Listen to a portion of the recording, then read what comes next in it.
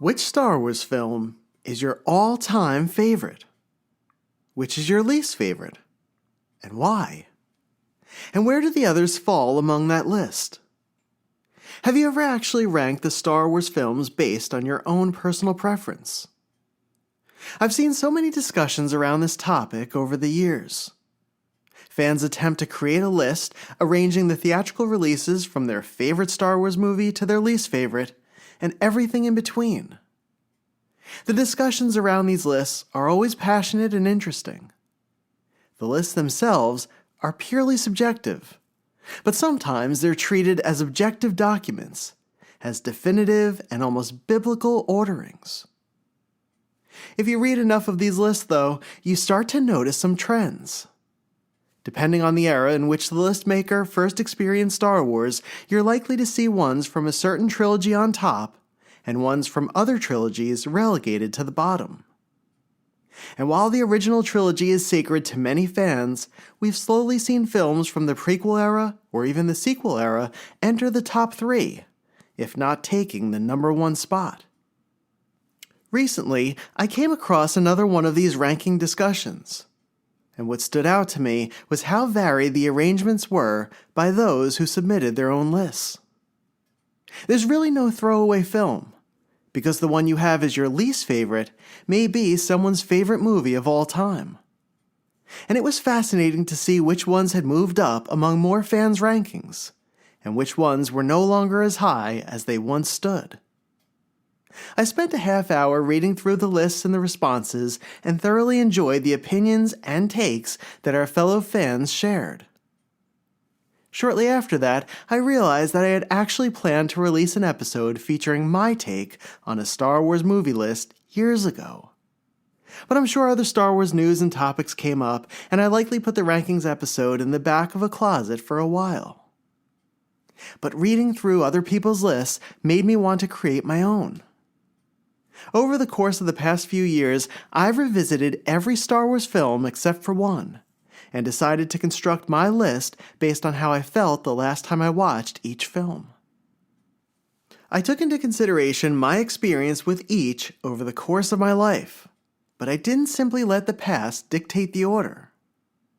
Watching many of the Star Wars films during the pandemic changed my mind about a number of them. Some I found myself enjoying less, and I developed a fondness for others. And throughout each era, there were moments I spent in the theaters with family members, with girlfriends, and with friends, enjoying the latest Star Wars tale. My goal is to revisit all of the films over the next year and to do another series where I rank them based on the more recent rewatch. But for now, I wanted to lay out all of the movies in front of me and place them in a reasonable order, one that suits my tastes and memories. But because this is a Star Wars podcast, I also want to use this list to highlight where I feel some of the films may have missed the mark, as well as where they succeeded and why they resonate. And hopefully my list will give you a different perspective on the movies you've probably watched more times than you can count. So I'll rank the films from the original trilogy, the prequels, the sequels, the 2 standalone anthologies, and 1 animated release to give us a total of 12 films. I'm going to hold off ranking the 13th film, The Mandalorian and Grogu, because it just came out. But if I had to guess, at the moment, it would probably land in the bottom quadrant of the list. It will be interesting to see if that changes by next year's assessment. This is my personal ranking of the 12 Star Wars films, from my least favorite to my all-time favorite.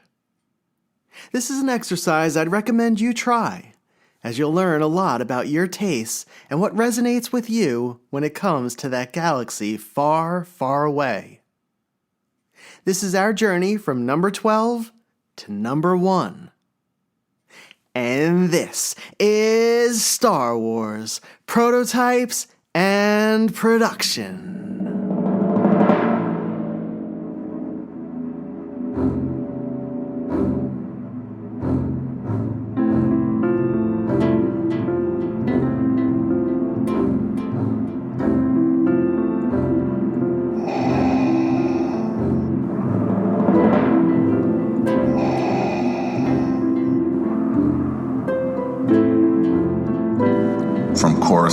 Tatooine, and every planet in between. Star Wars, prototypes and production, with your host, David Quinn. It's a trap! Yes, master. Whoa, we're gonna have company! Have to stand and fight. The more you tighten your grip, darling, the more star systems will slip through your fingers. I want to learn the ways of the Force and become a Jedi like my father. The Force will be with you, always. Number 12, Episode 9, The Rise of Skywalker.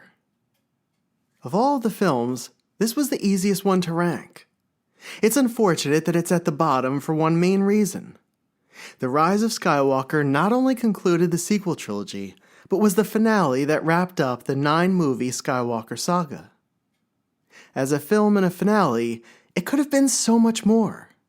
Lucasfilm could have used it to provide a satisfying closure for the original trilogy characters.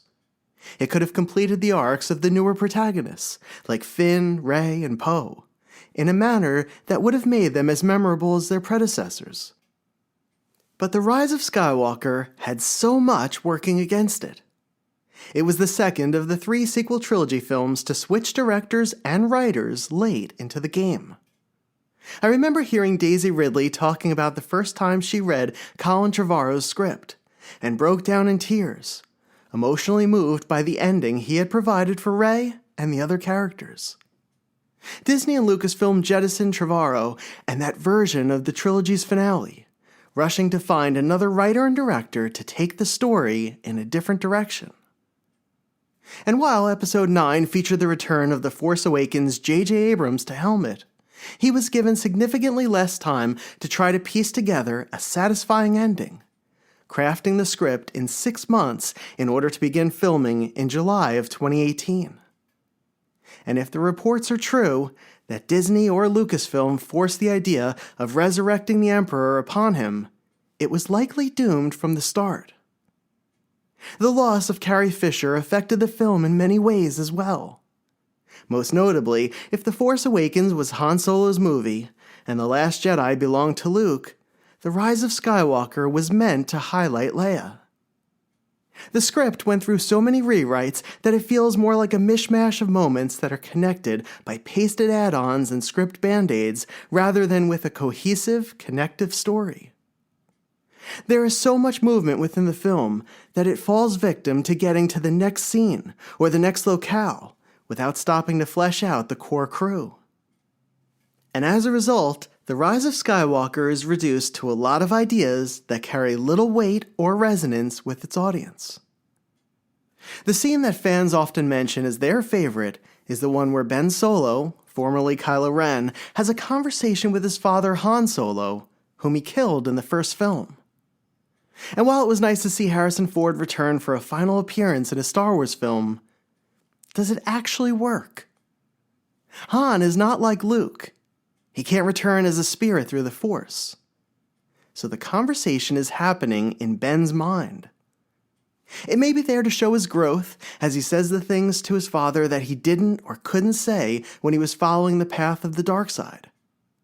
To me, it comes across as a well-intended story point that is visually interesting, but lacks the weight that moments in other Star Wars films carried. I remember watching The Rise of Skywalker on opening night with my cousin, a tradition that began for us all the way back in 2002 with Attack of the Clones. And when the credits rolled and the theater lights came on, the two of us looked at each other and said, "What was that?" It was almost laughable in its fan service and execution, and I remember feeling like I had wasted 2 hours watching it. I believe I've watched it one more time during the pandemic just to see if my opinion of it would change with a second viewing. It's a movie that is more disappointing and more frustrating the more you watch and examine it. And a good film usually delivers the opposite response. A good film rewards you with new connections and details and moments each time you revisit it. I read the Trevorrow script after it had leaked to see if it would have been a better ending to the saga. It was darker, much more dystopian at times, but it felt like a real story. It delivered a path and a reason for each character introduced within the first 2 films, and it wrapped up their arcs in deliberate ways. There was no fan service in it, but there was purpose. I don't know if it would have worked with a larger, more general audience, but I think fans would have appreciated it. Eventually.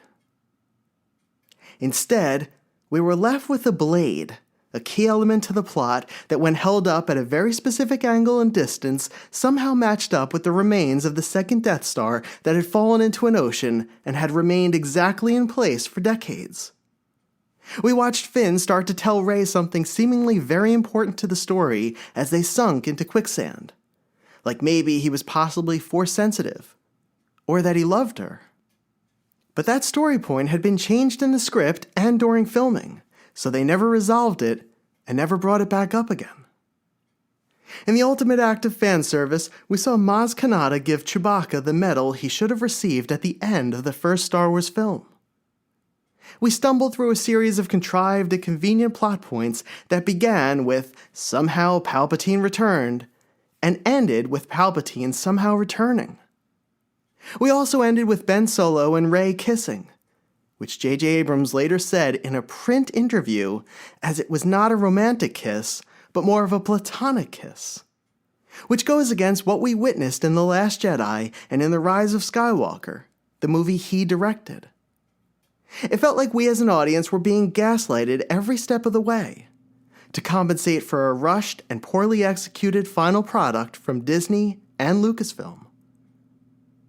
Last year, the making of the Rise of Skywalker documentary popped up on my feed.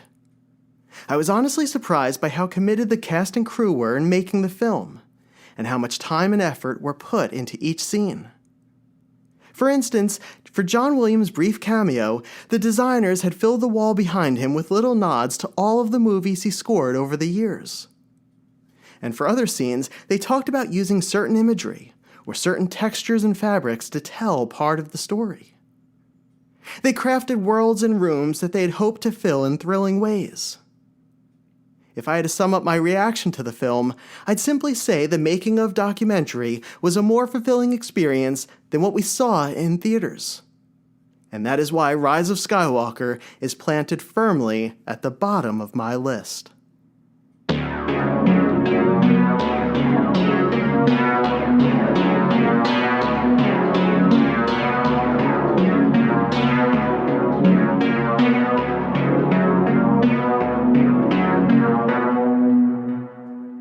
Number 11. Solo, A Star Wars Story. Have you ever heard the famous idiom, "A camel is a horse designed by a committee"? The saying originated as a pointed commentary on how group input can be problematic. I had heard it years earlier, but it comes to mind whenever I've reflected on the Solo standalone film. I have to admit right off the bat, I've only seen Solo once. I watched it in the theater when it first premiered, and I've never felt the urge to sit down and to watch it again. It certainly wasn't a bad film, and I think it opened the door for some really interesting plot points in a sequel, like the rise of the former Sith Lord Darth Maul as the leader of a crime syndicate. I would have liked to have seen Han cross paths again with Qi'ra, his childhood friend turned romantic interest, as she is now working for Maul. A number of the story beats found in the Solo movie originated in George Lucas's final live-action Star Wars project, the Star Wars Underworld television series that never made it to the small screen. Scenes showing how Han met Chewbacca and how he won the Millennium Falcon were slated for episodes of Underworld. Before selling Lucasfilm to Disney, George Lucas had hired Lawrence Kasdan, the writer of the Empire Strikes Back script, to tackle a young Han Solo story. After the sale, then-President Kathleen Kennedy tasked Kasdan with writing the script for the first Disney Star Wars film, The Force Awakens, with J.J. Abrams. Kasdan had begun drafting a script for Solo with his son Jonathan, and Jonathan continued piecing the story together until the duo could tackle it together. Directors Phil Lord and Christopher Miller aimed to give Solo a looser feel, often shooting around the script, leaning more heavily on improv and comedy than the Kasdan duo intended. Lord and Miller were let go from the production during filming, and Ron Howard was brought in to finish the remaining scenes and to run through a series of reshoots to better align the film with Lucasfilm's vision for it. What audiences received in the spring of 2018 was a fun popcorn film. It was fast-paced at times, with a few memorable scenes and a few laughs. And while it felt like a complete film, it lacked the confidence and direction of one with a singular vision. As an actor, I thought Alden Ehrenreich did a really solid job. As Han Solo, he had two things working against him. First, he's not Harrison Ford. No one is. It's impossible to capture that swagger and on-screen charisma that Ford exudes as a leading man. And the feeling that many had going into Solo was similar to driving a Ferrari and then getting into your standard sedan. The second thing he had going against him was also out of his control. In fact, if there's blame to be had, it's with Lucasfilm. The response to 2017's The Last Jedi was so viscerally negative that it turned moviegoers off to returning to theaters 6 months later to see another Star Wars movie. One that featured an actor not named Harrison Ford playing one of his most iconic roles. Between the seemingly botched sequel-trilogy sequel and the issues with Lord and Miller for Solo, it felt like Lucasfilm had torpedoed its own franchise and had lost the essence of what kept the fanbase so connected to Star Wars. And as a result, Solo became the first Star Wars failure at the box office. And it made Disney CEO Bob Iger rethink the standalone Star Wars film strategy. But that's less of an assessment of the film and more about the events surrounding it. I'm in the minority of viewers that believe Donald Glover gave an uneven performance as Lando Calrissian. I've liked Glover since his early days, starring as Troy Barnes in NBC's Community and releasing mixtapes under his alter ego, Childish Gambino. But one of the things I remember feeling as I watched the film was that he vacillated between being Lando and doing a Billy D. Williams impression. And his Lando never resonated consistently with me. I didn't feel that way with Ehrenreich's portrayal of Han. And coincidentally, I think that the fact that Ehrenreich strayed from trying to do a Harrison Ford imitation was what some people didn't like about his performance. I have to give Glover credit, though. His Lando certainly resonated with fans, and for many, it was the most compelling part of the film.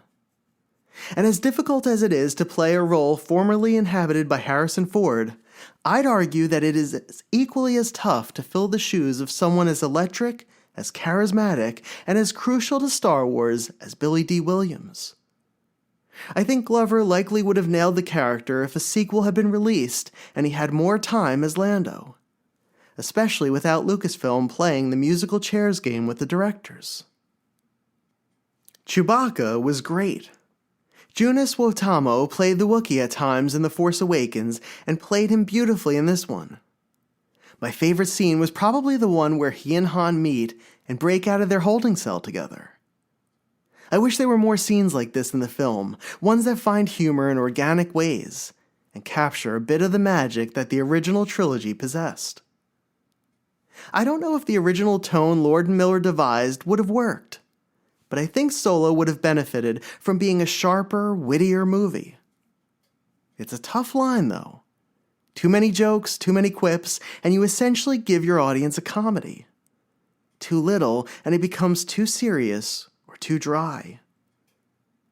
I think two films that achieved this balance very well were also Harrison Ford-led vehicles: the original Star Wars and Indiana Jones.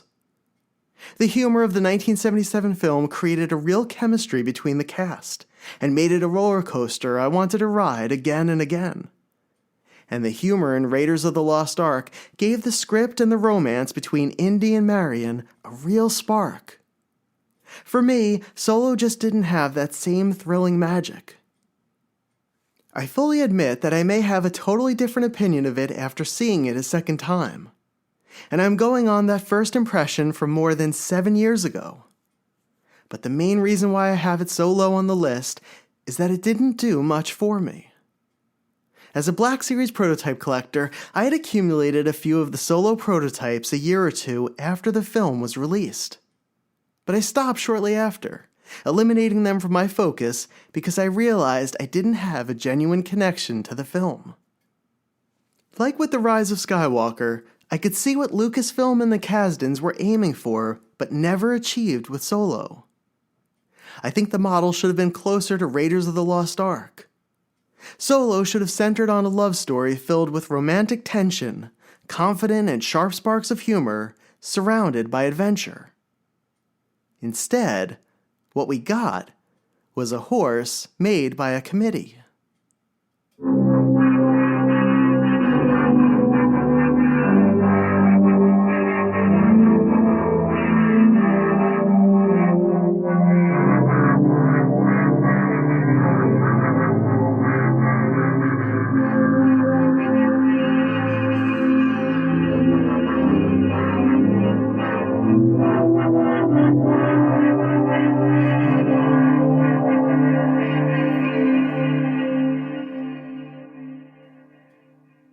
Number 10, Episode 2, Attack of the Clones. In all honesty, there were 3 films that could have made the number 10 spot, and my first and strongest instinct was to put Attack of the Clones here. Of the prequel films, it was the one I was most excited about. After a disappointing and stilted first chapter, I figured this second movie would be where George Lucas would regain his stride, and we'd return to the best parts of the original trilogy, the action and the adventure.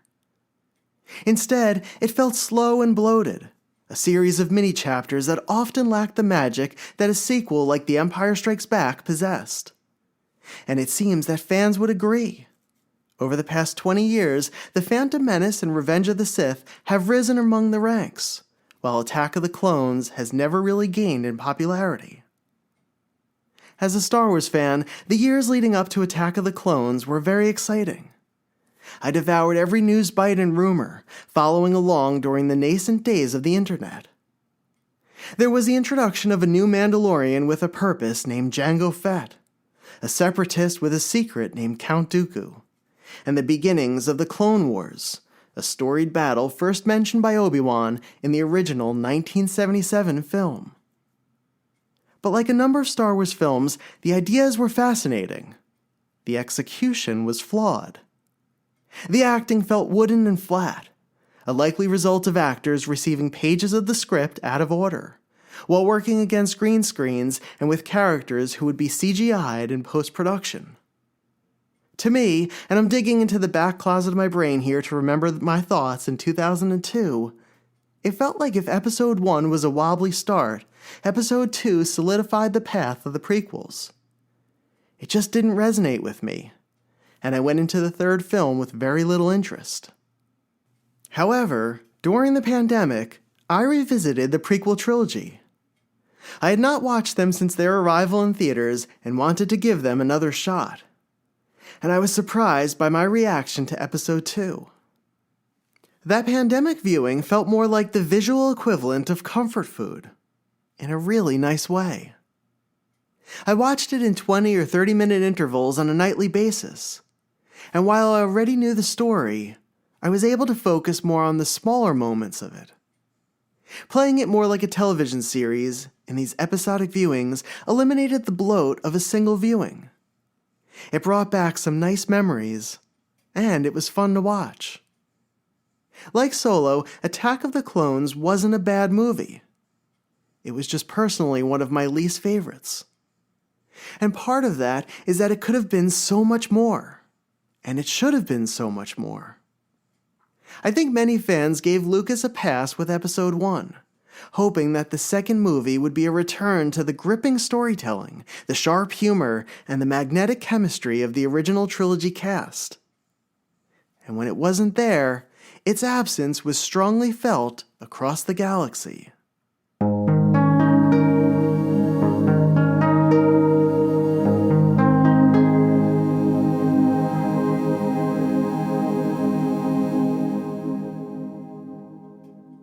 So those 3 films are at the bottom of my list, in the rankings of the 12 Star Wars movies released between 1977 and 2019. At number 12 was Episode 9, The Rise of Skywalker. Solo, a Star Wars movie, came in at number 11. And Episode 2, Attack of the Clones, landed at number 10. If I were going to rank this year's The Mandalorian and Grogu, I'd probably slot it here or between Solo and Attack of the Clones. It was a fun adventure. I felt like I was watching 3 or 4 episodes of the series on the big screen. I liked Din Djarin and Grogu, and the bond they've built over the years. But once the credits rolled, the movie disappeared from my mind. There was nothing really to take home with me, nothing to replay or to reflect upon, and nothing that advanced the larger Star Wars story or expanded the lore in a meaningful way. And that's okay. It was a popcorn film, a kickoff for the summer movie season, relevant for about a week until the next blockbuster hit the big screen. And that's where Star Wars is now. On the precipice of the 50th anniversary, the franchise is desperate to find its identity again. I thought The Mandalorian and Grogu would be the start of a new era, but it may be the fading embers of the previous one. And maybe it will be like the 2008 Clone Wars movie or the prequels, gaining an audience in the years after premiering in the theaters.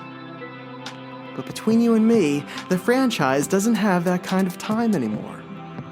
It needs to be relevant now, and in a way that proclaims that well-loved slogan, Star Wars is forever. And maybe the key will be 2027's Star Wars Starfighter movie. But it's a shame that The Mandalorian and Grogu, the first film in 7 years, disappeared as quickly as it came. So as I mentioned earlier, if I were ranking it, it would appear somewhere after Solo or Attack of the Clones. And again, that's okay. As I think you'll see in upcoming episodes of this ranking series, there are far superior Star Wars films, in my humble opinion.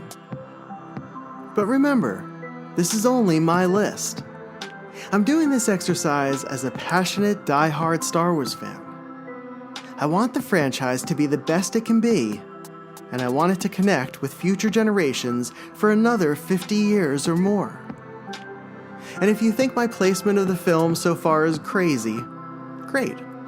Because it means you feel strongly about the ones that don't mean as much to me. And that balance is what makes the existence of each Star Wars film worth the time, effort, and care that each cast and crew put into it. And whether you agree or disagree with my takes, I hope that some of my stories entertained you, and that my perspective on each gave you a different angle on these legendary movies.